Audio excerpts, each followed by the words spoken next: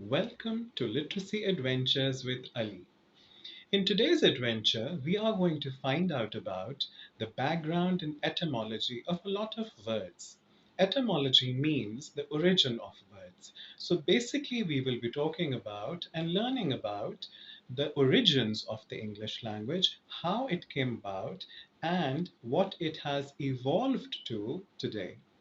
I hope you enjoy today's adventure and look forward to attending and joining me in the future adventures on my YouTube channel.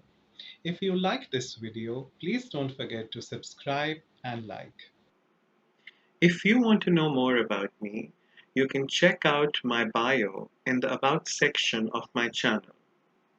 Or if you work in an institution and want me to conduct training sessions for your students or your staff, then you may contact me at the email address shown on the screen.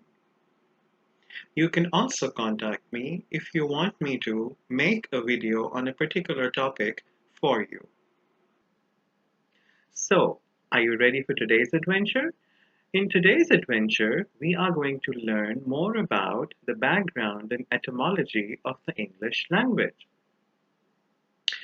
The world today has a collective population of 8 billion people that speak approximately 7,139 languages across 195 countries.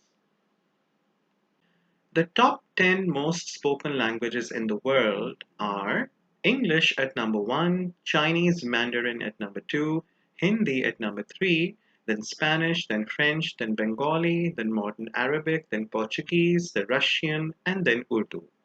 Considering there are over 7,000 languages that are spoken in the world today, I think it's not bad to land Urdu at number 10, don't you think?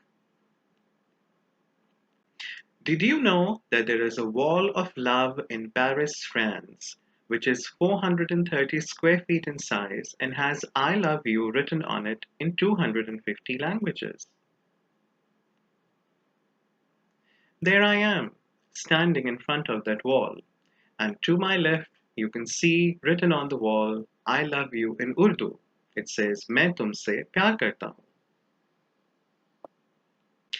This is a family tree that explains a lot about language families and their origins. As you can see on the right of the screen, it says that English actually originates as a Germanic language. Germanic languages are those that originate from Germany, Iceland, Norway, Sweden, Denmark, and the Netherlands, and other Scandinavian countries. However, over the years, the English language has borrowed a lot of words from other languages around the world as well, not only Germanic languages. For example, the word yogurt is actually a Turkish word. The word kindergarten is a German word. The word cafe is a French word. The word piano is an Italian word. The word chili is actually a Spanish word. The word vice versa is actually Latin. The word democracy has come from the Greek language. The word tundra is actually taken from the Russian language. The word ketchup, believe it or not, has actually been taken from the Chinese language. And the word tsunami has been taken from the Japanese language. As you know, Pakistan, India, and Bangladesh, the entire subcontinent shares a historical past associated with the British. These three countries were part of a British colony for over 190 years, which is why when the British left, they borrowed a lot of words which were from the Urdu and Hindi origin, and to date they still exist in British dictionaries. For example, Almira has been taken from Almari. The word bungalow has been taken from Bangla. The word veranda has been taken from the word baranda. The word chit has been borrowed from the word chitti. Chutney is still chutney. Kamaban is kamaban. Dacoit has been taken from daku. Jungle is jungle. Khakis actually has been taken from the word khaki. Khaki in Urdu means of dirt color, like beige brown. However, In English, the word khakis are used for beige brown pants. Pajamas has been taken from pajama, however, they transformed it into their sleeping suits. Loot has been taken from the word loot, but in Urdu, loot is a verb, an act which means lootna, but in English, loot is a noun that means robbed goods. Mughal has been taken from the word Mughal. Typhoon, believe it or not, has been taken from the word tufan. And shampoo has actually been taken from the word chumpy. Unfortunately, over the years, what has happened is that the impact of English has been so strong on Urdu that we use English words in everyday Urdu conversation without even realizing it. The reason behind it is primarily because either not many people have worked on the Urdu language in the last 100 years, or the translation of a certain word in Urdu is so difficult to speak or pronounce or use in everyday language that people usually prefer to use an easier English alternative. For example, in food, we say chips and cake and biscuit and juice and coffee, pastry, jam, ketchup, sandwich, just a few examples every day. But have you ever thought about the translation for the word chips? Aloo ki katliyan? That's the best I could think of. Or, for example, the translation for airport is Hawai Adda. But when was the last time you actually heard someone say कि हम हवाई अड्डे जा रहे हैं किसी को pick करने? People just don't use it because it's more difficult than airport. And they also fear that other people might look at them strangely if they say such words in Urdu. Similarly, in businesses, we talk about bakery, estate agency, hotel, school, park, hospital. Although there are translations for words like park, which means bar, but we rarely use bar for going to a park. Similarly, like vehicles, we say truck and cycle and motorbike and bus, tractor, car, taxi, jeep, train, bulldozer. But are there any alternatives for those in Urdu?